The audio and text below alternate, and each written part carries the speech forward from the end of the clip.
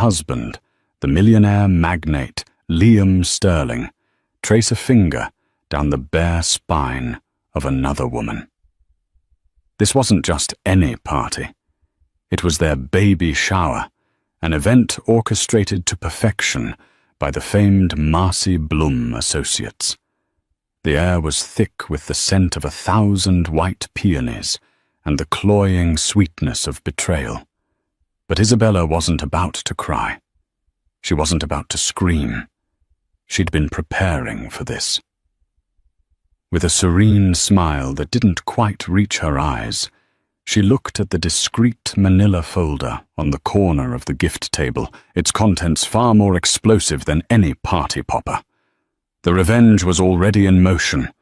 The Sterling residence in the heart of New York's Upper East Side was less a home and more a monument to success. It was a 4-story limestone monolith, hollowed out and redesigned to within an inch of its life by a celebrity architect whose name was only ever whispered in reverent tones. Today, its cavernous ballroom had been transformed into a veritable fairy tale for the impending arrival of the Sterling heir. The theme was "A Star is Born," and no expense had been spared. A canopy of twinkling fairy lights mimicked a celestial sky over the heads of New York's elite. Silver-dusted hydrangeas and cream-colored roses overflowed from towering crystal vases. A string quartet played softly in one corner, their classical renditions of modern pop songs, a subtle nod to the host's blend of old money aesthetic and new money swagger. The catering provided by the Michelin-starred restaurant Jean-Georges featured a dizzying array of canapés, truffle-infused quail eggs, caviar on blinis the size of a dime, and lobster medallions on brioche toast. Isabella Rossi Sterling stood near the grand entrance, a vision in a bespoke Dior gown of the palest blue. The silk clinging elegantly to the perfect swell of her 8-month pregnancy. Her dark hair was swept up in an intricate chignon, revealing the diamond earrings that had been Liam's push present, delivered months in advance, because, as he'd said with a wink, "My queen deserves to be adorned while she builds our prince." On the surface, she was the picture of contentment. Her smile was warm, her hand resting protectively on her belly, as she accepted congratulations and air kisses from socialites whose faces were as tight as their designer dresses. She played the part of the adoring, blissful wife to perfection. It was a role she had been rehearsing for years. "Isabella, darling, you're glowing. Absolutely radiant," cooed a woman whose name Isabella could never remember her face, a mask of aggressive cosmetic intervention. "Thank you, Beatrice. It must be the pregnancy," Isabella replied, her voice smooth as honey. "Or perhaps it's just the sheer joy of being surrounded by all our dearest friends." She had mastered the art of polite, meaningless conversation. She could discuss the merits of a bugaboo versus a Silver Cross stroller with the same practiced ease she used to deflect questions about Liam's latest notoriously aggressive corporate acquisition. Liam loved that about her. He called her his Grace Kelly, a woman of poise and quiet strength who made the perfect hostess and an even better accessory at his endless charity galas and business dinners. He believed her to be beautiful, intelligent, in a non-threatening way, and most importantly, manageable. He had never been more wrong. Liam Sterling was a man forged in the crucible of Wall Street. He was sharp, impossibly handsome, in a rugged, wind-swept way, and possessed a charisma that could charm a snake out of its skin, before selling that very skin back to it at a premium. He moved through the party like a shark, a dazzling smile on his face, a firm handshake for the men, and a lingering touch for the women. He was a collector of beautiful things, art cars, companies, and of course, his wife. Isabella had met him 5 years ago. She was a junior art curator fresh out of her master's program, with a passion for Renaissance portraiture and a mind as sharp as a tack. He had been a trustee at the museum where she worked. He'd been captivated by her knowledge and her refusal to be intimidated by his wealth. Their courtship had been a whirlwind of private jet trips to Paris to see the Mona Lisa without the crowd's front-row seats at Milan Fashion Week, and a proposal on a yacht in the Amalfi Coast. He had offered her a world she had only read about in books, a world of unimaginable luxury. In return, he had asked only for her loyalty and her devotion. For a time it was enough. She loved him, or at least she loved the man she believed him to be. The cracks, however, had started to show within the first year of their marriage.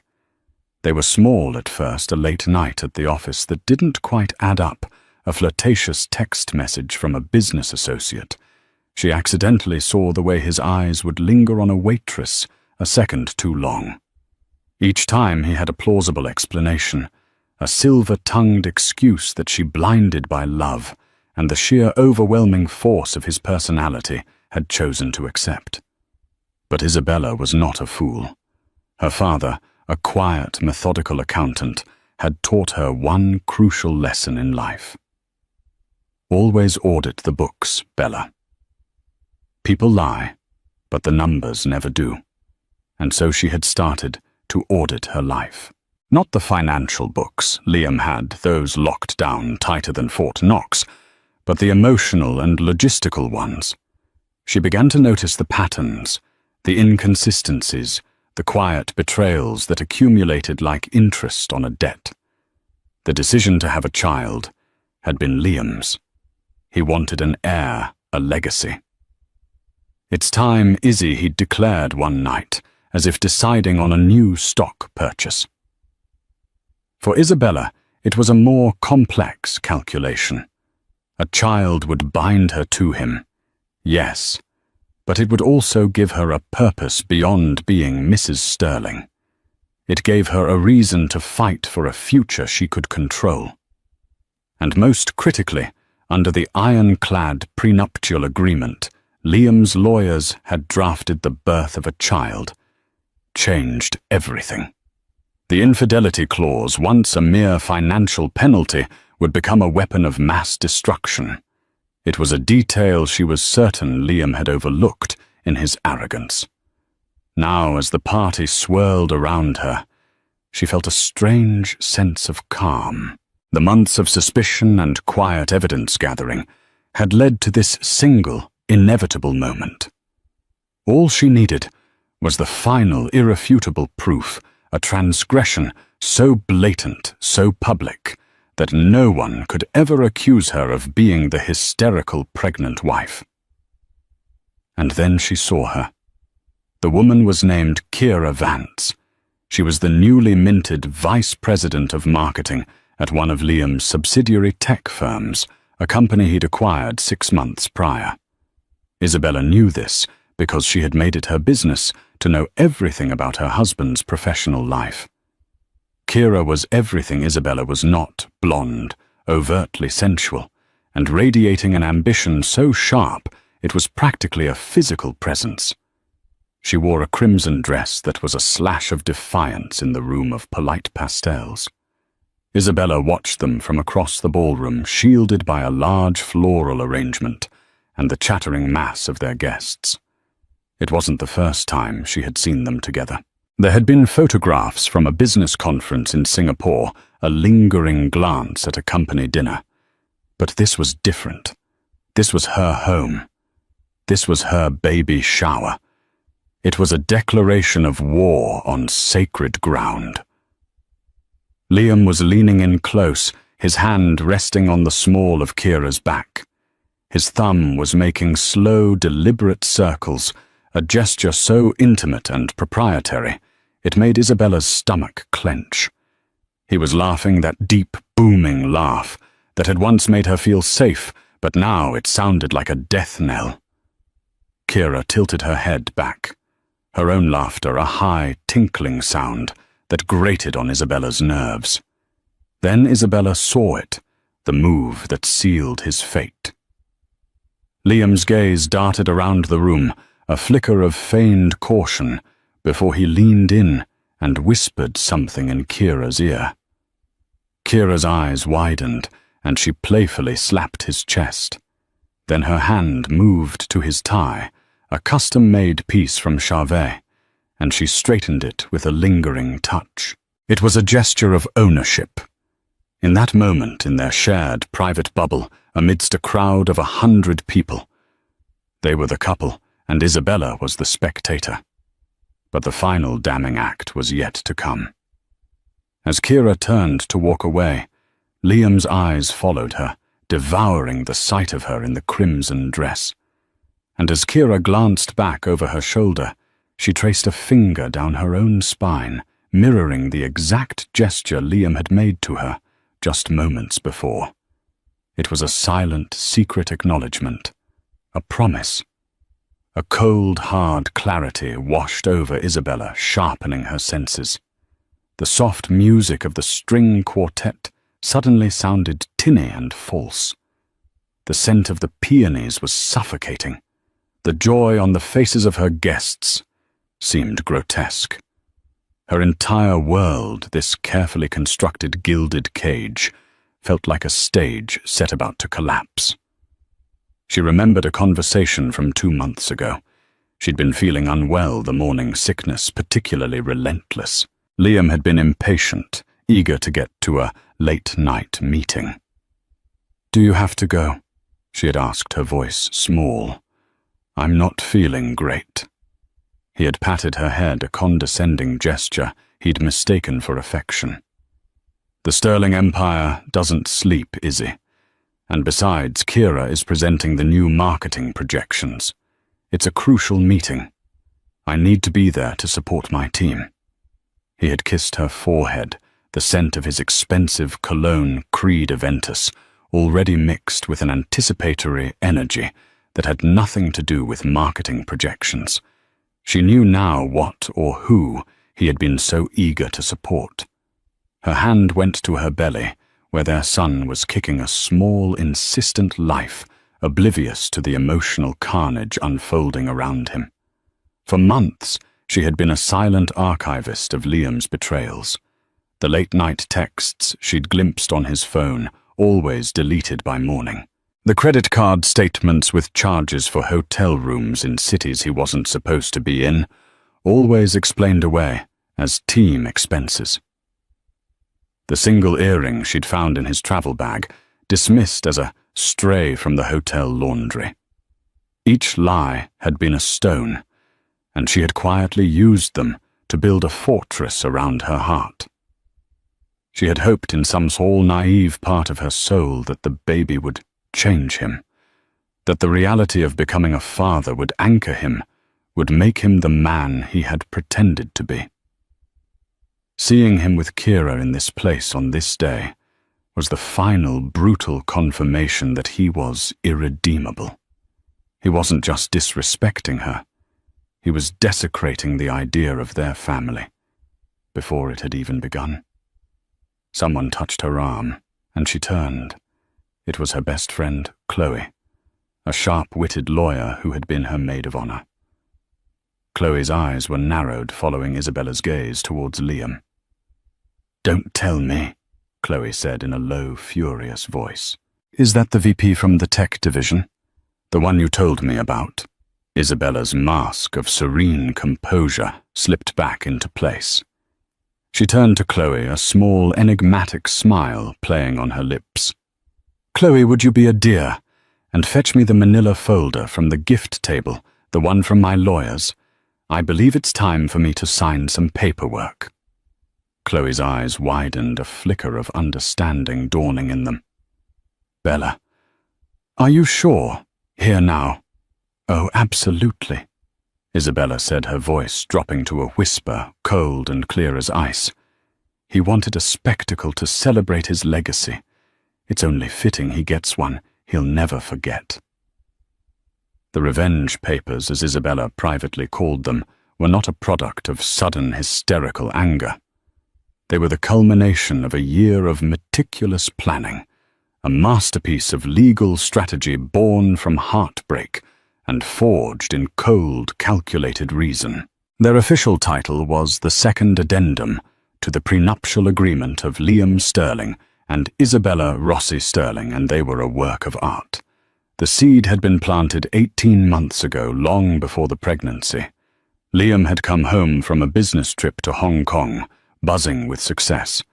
In his luggage, tucked into the pocket of a suit jacket, Isabella had found a receipt from a high-end jewelry store, a store that did not exist on his official itinerary. The purchase was for a pair of diamond earrings. They were not for her. She never saw them, and he never mentioned them. That small piece of paper was the first crack in her denial. It was then she'd sought out Julian Thorne, a senior partner at Wachtell, Lipton, Rosen & Katz, a law firm known not for splashy divorces, but for executing complex, high-stakes corporate litigation with surgical precision. She hadn't wanted a divorce lawyer. She'd wanted a killer. Julian, a man in his late 60s, with eyes that had seen the downfall of titans, had been intrigued by her.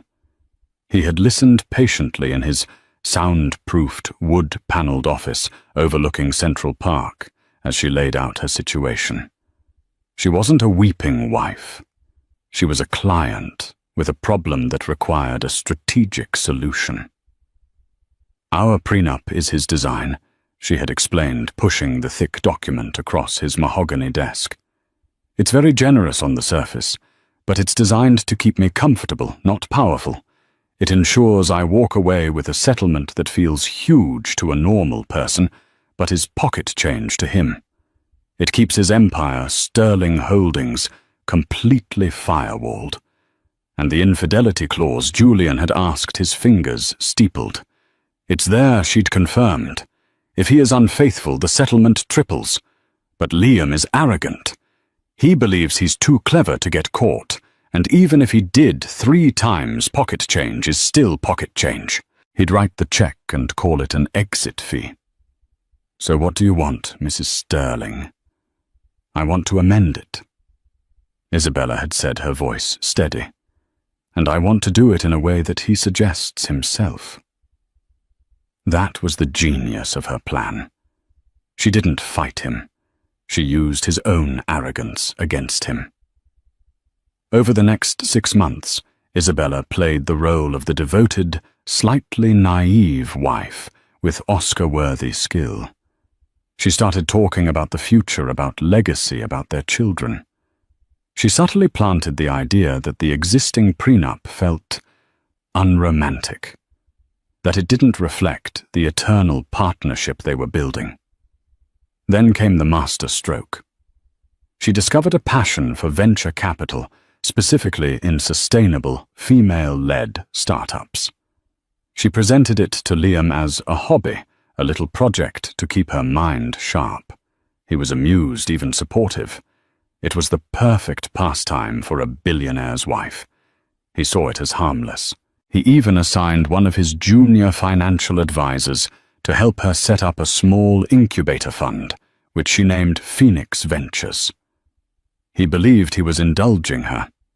In reality, he was handing her the tools to build her weapon. Her hobby allowed her to start asking intelligent questions about corporate structures, about shell corporations, about how assets could be legally and discreetly transferred. Liam, proud of his wife's sudden interest in his world, would explain the intricacies to her over dinner, boasting about his own clever financial architecture. He was giving her the blueprint to his fortress. The final piece fell into place when she became pregnant. One evening, glowing with joy, she approached him. "Liam, darling," she began, her voice filled with emotion. "Now that we're starting a family, I want to feel truly secure. I want to feel like we are a single, unbreakable unit. That old prenup, it feels like a relic from another life. Let's create something new, something that protects us, that protects our child above all else." She proposed the second addendum. She framed it as a way to further entwine their futures. The addendum would state that upon the birth of their first child, a significant portion of assets would be moved into a new trust, a family trust for the benefit of Isabella and their future children. To Liam, this seemed like a grand romantic gesture, a testament to his commitment as a father. His lawyers, of course, reviewed it, but Isabella and Julian had buried the true venom in plain sight, hidden within complex legalese that hinged on one specific clause, Clause 11b, the moral turpitude and breach of covenant clause. On the surface, it looked like a standard infidelity clause, an echo of the one in their original prenup.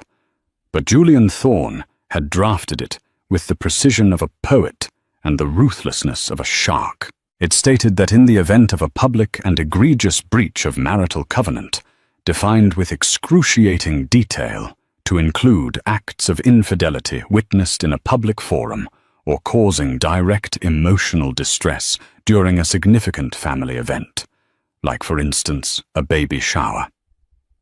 The control of the newly formed family trust would not just be awarded to the aggrieved party. Instead, it would trigger a cascade. It would give the aggrieved party Isabella sole and irrevocable proxy control over a specific non-liquid asset that Liam had agreed to place in the trust, a 45% stake in his very first company, the sentimental cornerstone of his empire, a tech firm called Innovate Dynamics. He'd thought it was a clever move, putting a less liquid sentimental asset into the trust instead of pure cash. He never imagined losing control of it. But the twist went deeper. Isabella, through her Phoenix Ventures incubator, had spent the last year quietly funding and advising a rival tech startup run by a brilliant, hungry CEO named Anya Sharma. Anya's company was on the verge of launching a product that would directly compete with and likely decimate Innovate Dynamics' flagship software. The papers in the manila folder didn't just grant Isabella a divorce and a fortune. They gave her the power to hand a controlling interest in her husband's beloved first company to his greatest competitor. It wasn't just revenge. It was a corporate execution. She wouldn't just be taking his money. She would be dismantling his legacy piece by piece, using the very pride and arrogance that had led him to betray her. As Chloe returned, her face pale, holding the manila folder as if it were radioactive, Isabella gave her a reassuring nod. She took a deep, steadying breath. The string quartet had just begun a rendition of Coldplay's Viva la Vida. The irony was exquisite. Showtime, Isabella whispered to herself, turning her gaze back towards her husband, who was now blissfully unaware that his entire world was about to be reduced to ashes. Isabella did not storm across the ballroom. She did not raise her voice. She moved with the deliberate, unhurried grace of a queen, moving a key piece across a chessboard. Guests parted for her, their smiles and pleasantries washing over her as she made her way toward the center of the room, where Liam was holding court, regaling a circle of admirers with a story about a hostile takeover. Kira was still there, lingering at the edge of the circle, her eyes fixed on him with a raptor-like intensity. "Liam, darling," Isabella said, her voice cutting through his anecdote as cleanly as a scalpel. It wasn't loud, but it had a quality of command that made all other conversation cease. Liam turned his jovial mask firmly in place. "Izzy, there's my beautiful wife. I was just telling Stephen about the Apex deal." He wrapped an arm around her, pulling her against his side, a gesture of possession for his audience. "Isn't she radiant?" Isabella smiled up at him, a brilliant, dazzling smile that was utterly devoid of warmth. "You're always so captivating when you talk business, my love. But I need to borrow you for just a moment." She turned her gaze to the assembled guests, her voice retaining its light, pleasant tone. "I'm so sorry to interrupt everyone, but Liam and I have one final piece of preparation to do for our little boy's arrival. A little bit of family business. It will only take a second." The guests murmured, intrigued. Liam looked at her, a flicker of confusion in his eyes. "Family business? Now. There's no time like the present," Isabella said sweetly. She gestured to Chloe, who stepped forward, placing the manila folder on a nearby table that was clear of gifts. She opened it and produced a pen, a sleek black Mont Blanc, the same model Liam had given his groomsmen at their wedding. "What is this?" Izzy Liam's smile was starting to look strained. He glanced at the document, a thick sheaf of paper filled with dense legal text. He recognized the letterhead of Wachtell, Lipton, Rosen and Katz. "It's the second addendum." "Darling." Isabella explained, her voice as calm as a summer lake. "The one we discussed, the final seal on our family's future. We just need to sign it to make it official. My signature and yours." A wave of relief washed over Liam's face, followed by a puff of pride. He thought this was a public display of her devotion, a romantic, if slightly odd, gesture. He chuckled, looking around at their audience. "My wife, ladies and gentlemen, always thinking about family. She's the bedrock of my life." He turned back to her all magnanimous charm. "Of course, darling, let's sign it." Isabella picked up the pen. Her hand did not shake. She moved to the signature block designated for her. Her name, Isabella Rossi Sterling, typed neatly below the line. She paused, pen hovering over the paper. She looked up, her eyes scanning the crowd for a moment, before landing on Kira Vance. She held her gaze for a single, charged second. Kira, flustered at being singled out, offered a small, uncertain smile. Then Isabella's eyes moved back to her husband. "Before I sign," she said, her voice now carrying a new, harder edge, "I just want to thank you, Liam, for everything, for showing me exactly what our marriage, our family is worth to you." She looked directly at Kira again, and then back to Liam. Her smile was gone, replaced by an expression of cold, crystalline fury. "I saw you," she said, her voice dropping, but no less audible in the now silent room. "I saw you with her, today, here, at the celebration for our unborn son."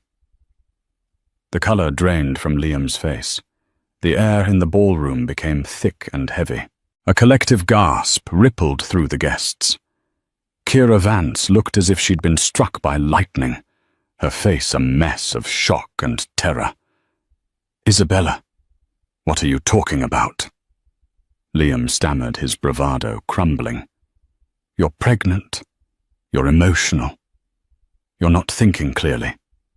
"Oh, I have never thought more clearly in my life," she retorted. She brought the pen down to the paper, and with a firm, deliberate stroke, signed her name. The scratch of the nib on the thick paper was the only sound in the cavernous room. She pushed the document and the pen across the table to him. "Your turn, Liam." He stared at her, then at the paper, then back at her. His mind was racing, trying to catch up. "This is insane. You're making a scene." "No," Isabella corrected him. "I am ending one. You see this addendum we worked on together, the one you were so proud of?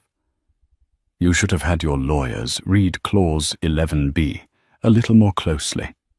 It's the moral turpitude clause. It defines a public and egregious breach of marital covenant, like, for instance, a husband inappropriately touching a subordinate at his own baby shower in full view of his pregnant wife. Liam's jaw went slack. He finally truly looked at the document.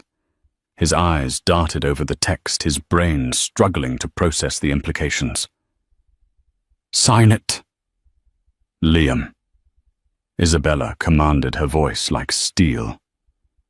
"Or don't. It doesn't matter. Your actions have already triggered the clause." My signature was the final key in the lock. The family trust is now active, and its primary asset. Your beloved Innovate Dynamics is under my sole proxy control. This document is just your acknowledgement of that fact. A formality, if you will. She paused, letting the weight of her words settle upon him. "I believe a Ms. Anya Sharma will be in touch with you on Monday to discuss the transition of your board seat. I've heard she has some very disruptive plans for the company." She allowed herself a small, cruel smile. "I'd call it a hostile takeover. Something you're familiar with." Liam stared at her, his face a mask of disbelief and dawning horror. He looked from the papers to her face, searching for a sign, any sign that this was a joke, a twisted, horrible dream. But all he found was the cold-hard certainty of his own destruction reflected in the eyes of the woman he had so fatally underestimated. The guests stood frozen silent witnesses to the most brutal, elegant execution they had ever seen. The party was over. The empire was beginning to fall. The silence that followed Isabella's declaration was a living thing. It was heavier than the crystal chandeliers, more suffocating than the scent of 1,000 dying flowers. For a full 10 seconds, the only movement in the room was the gentle sway of the silver "Star is Born" balloons against the ceiling. Then the dam of decorum broke. Liam, his face ashen, finally snapped. "You bitch!" He snarled, the words low and venomous, a stark contrast to his public persona. "You scheming, manipulative bitch!" He lunged for the papers on the table, his intention to rip them to shreds, to physically destroy the evidence of his ruin. But Chloe, ever the vigilant lawyer, was faster. She snatched the folder, clutching it to her chest like a shield. "Don't even think about it, Liam," Chloe warned, her voice sharp. "Multiple copies have already been filed with my office, Julian Thorne's office, and a secure third-party depository. That's just your copy. Destroying it would be nothing more than a childish tantrum." Liam's fury redirected itself. His wild eyes scanned the crowd of frozen faces, his so-called friends and associates, who were now staring at him with a mixture of pity, morbid fascination, and in the eyes of his rivals, barely concealed glee. He had been rendered powerless, stripped bare in the center of his own universe.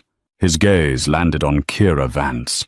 She was trying to shrink into the background, her crimson dress now a beacon of her shame. "You," Liam roared, pointing a trembling finger at her. "You did this, you and your ambition. You're fired. Get out of my sight." Kira flinched, as if physically struck. Tears streamed down her face, ruining her perfect makeup. Without a word, she turned and fled a humiliated scarlet streak, pushing through the stunned crowd and out of the ballroom. She was the first casualty, a pawn sacrificed in a game she didn't even know she was playing. Isabella watched her go, with a detached sense of pity. Kira was just a symptom of the disease, not the cause. The cause was standing right in front of her, breathing heavily, his multi-thousand-dollar suit suddenly looking like a costume on a man who had lost his soul. "How could you?" he finally whispered, his voice cracking. "Isabella, our son?" Do not she cut him off, her voice dropping to a dangerously quiet level. "Use our son as a shield for your depravity.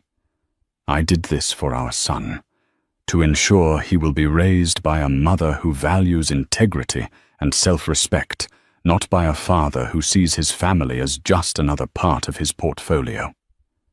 She turned away from him, then a dismissal more profound than any insult. She addressed the horrified guests, her composure absolute. "I apologize that our celebration has been cut short," she announced, her voice ringing with regal authority. "Please feel free to enjoy the food and drink. The staff has been instructed to assist you. My son and I will be departing now." With Chloe as her flank, Isabella began to walk towards the grand staircase. It was the longest walk of her life. The whispers started almost immediately, a rising tide of speculation and judgment. Can you believe the nerve? He had it coming, everyone knew. To do it here, at the baby shower, it's legendary. That's what he gets for thinking with his... Her dress is Dior, you know. The comments, the stares, the shifting allegiances, none of it touched her. She was in a bubble of pure, cold resolve. As she reached the bottom of the sweeping staircase, her path was blocked by Liam's mother, Eleanor Sterling. A formidable woman clad in Chanel tweed and dripping with ancestral diamonds. Isabella Eleanor said, her voice tight with rage. "You have humiliated my son. You have humiliated this family." Isabella met her mother-in-law's glare without flinching. "Your son humiliated himself, Eleanor, and in doing so he forfeited his claim to this family. I am simply tidying up the mess." She ascended the stairs, not looking back.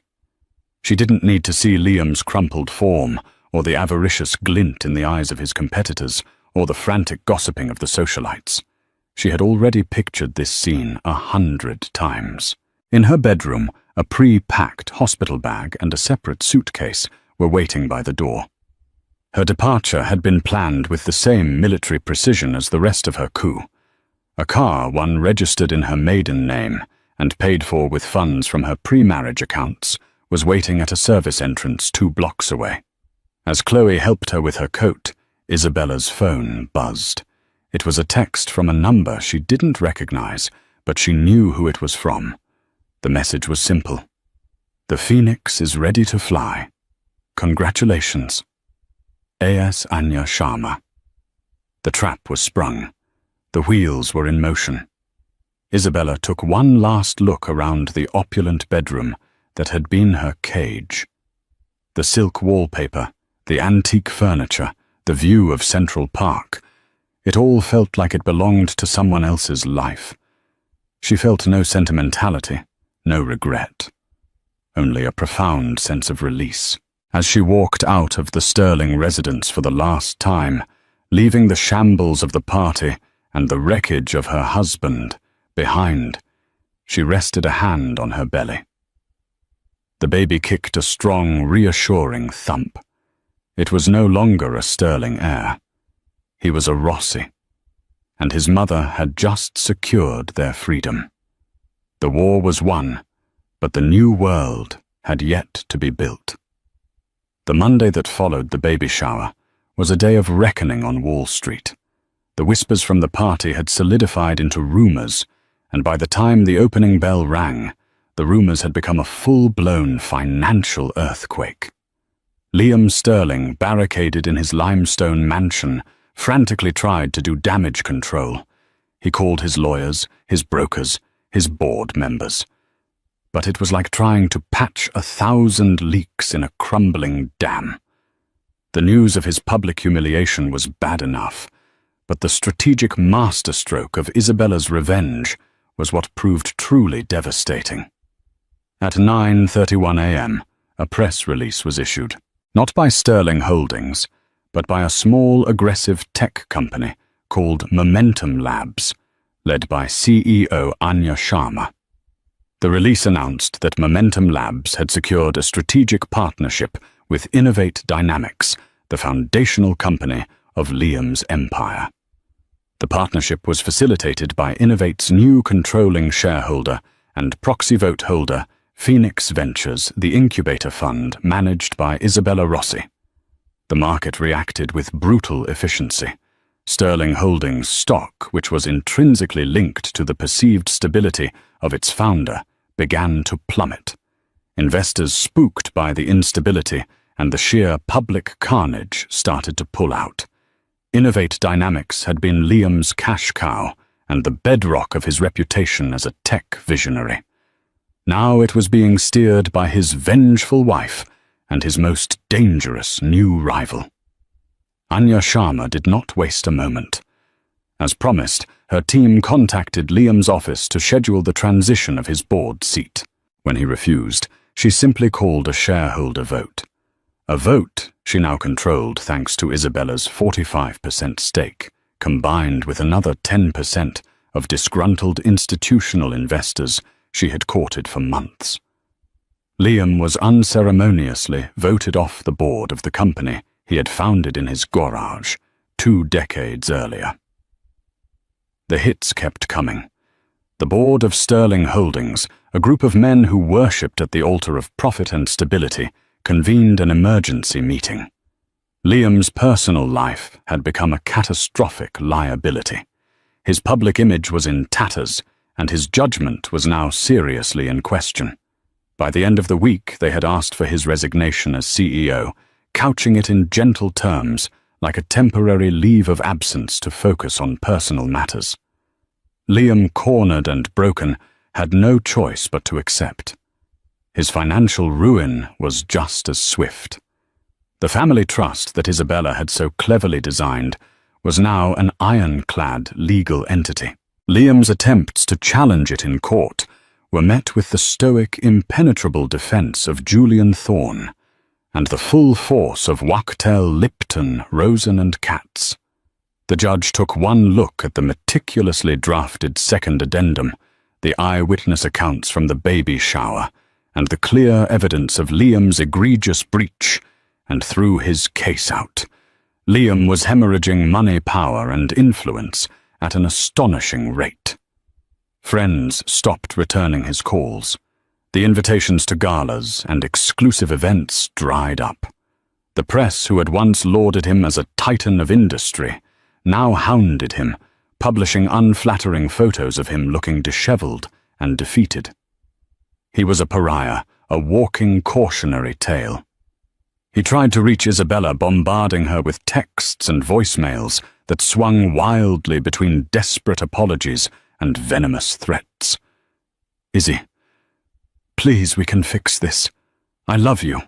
I'll do anything. You've ruined me. I will spend every last penny I have to see you get nothing. Think of our son." "What kind of mother are you?" Isabella never responded. She had blocked his number and instructed Julian to handle all communication. Her silence was more powerful than any argument.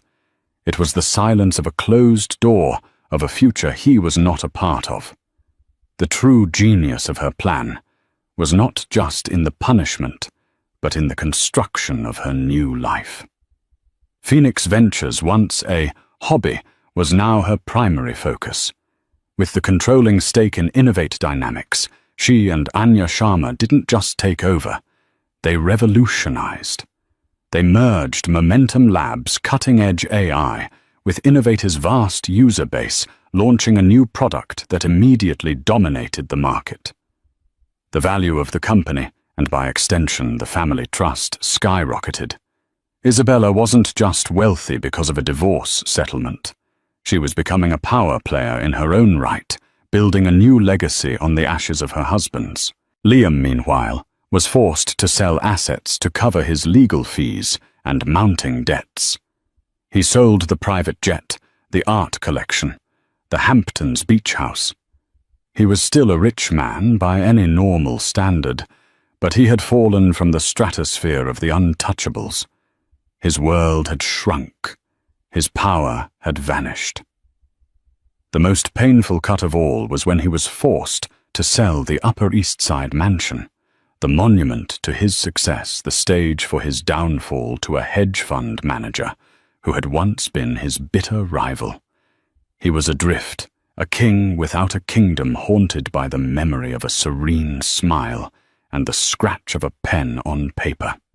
He had collected beautiful things, and his most beautiful, intelligent, and underestimated acquisition had in the end collected him. 4 months after the cataclysmic baby shower in the gentle embrace of early autumn, Isabella gave birth to a son. She named him Lorenzo Rossi. The name was a declaration, a planting of a new family tree whose roots were anchored solely in her own strength and heritage. There was no Sterling, no echo of the gilded cage he had come from, no trace of the man who had presumed to own his future. Lorenzo was her blood, her purpose, a new beginning forged in the crucible of betrayal. Their world was now a sprawling, sun-drenched estate in Greenwich, Connecticut, a place chosen for its privacy and its profound sense of peace. The house was a masterpiece of modern architecture, with vast panes of glass that erased the boundaries between the indoors and the serene landscape outside.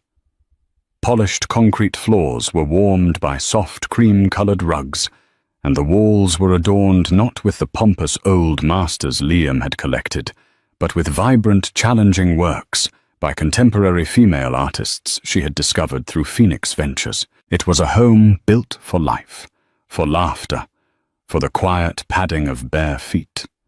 A stark, deliberate antithesis to the oppressive museum-like grandeur of the Sterling mansion. Isabella's life had been utterly remade.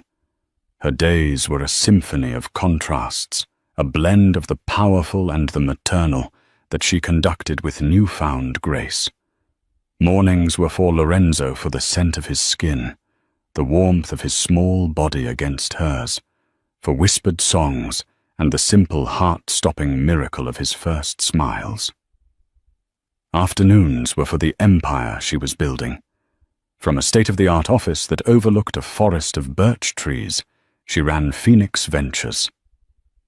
Chloe, having gleefully resigned from her corporate law firm, was now her fiercely loyal in-house counsel. Anya Sharma, the brilliant CEO she had backed, was her strategic partner and a close confidant. Together, they were a formidable force, their names spoken with a mixture of awe and intimidation in the tech and venture capital worlds. Isabella Rossi was no longer a beautiful footnote in the story of a powerful man. She was the headline. When Forbes published a feature on her, the title was "The Phoenix of Venture Capital: How Isabella Rossi is Building a Different Kind of Empire." The scandalous details of her divorce were mentioned, of course, but only as the prologue to her real story, the catalyst for her meteoric rise. One crisp October afternoon, the air tasting of apples and wood smoke, she was pushing Lorenzo in his stroller along a gravel path that wound through her property. The trees were ablaze in fiery shades of crimson and gold, and the sky was a piercing, cloudless blue. Lorenzo was sleeping, his tiny chest rising and falling in a rhythm that calmed her own soul. It was in this moment of perfect tranquility that the world she had left behind decided to intrude. Her phone buzzed with the call from her head of security, a stoic ex-Secret Service agent named Marcus. "Ma'am," he said, his voice calm and professional. "A car is at the front gate. The driver is Liam Sterling. He is alone and is asking to see you." Isabella's hand tightened on the handle of the stroller. For a fleeting second, the peaceful scene around her wavered, the cold shadow of her past threatening to chill the autumn air. Her first instinct was a sharp, protective no. She had built these walls, both physical and emotional, for a reason. But then she reconsidered. To deny him access felt like an act of fear, and she was done with being afraid. She needed to close this final chapter herself, not through lawyers, but with her own voice. She needed him to see unequivocally that he held no more power over her. "Let him through the gate, Marcus," she instructed, her voice steady. "Have him wait for me on the back terrace. And stay close by, please." She took a deep, centering breath, then slowly pushed the stroller toward the house. She would face him on her own ground, surrounded by the life she had built. The man who stood waiting for her on the sprawling stone terrace looked like a poorly rendered facsimile of Liam Sterling. The bespoke suit hung on a frame that had lost its arrogant posture, replaced now by the weary slump of defeat. His tan was gone. His face was gaunt and pale, and the charismatic fire that had once burned in his eyes had been extinguished, leaving behind only the cold grey ash of regret. Isabella. He began, his voice raspy, as if it hadn't been used for some time. He gestured vaguely at the stunning view of the lake. You look well. I am well, Liam, she replied, her tone neutral. She positioned the stroller beside her, a silent protective barrier.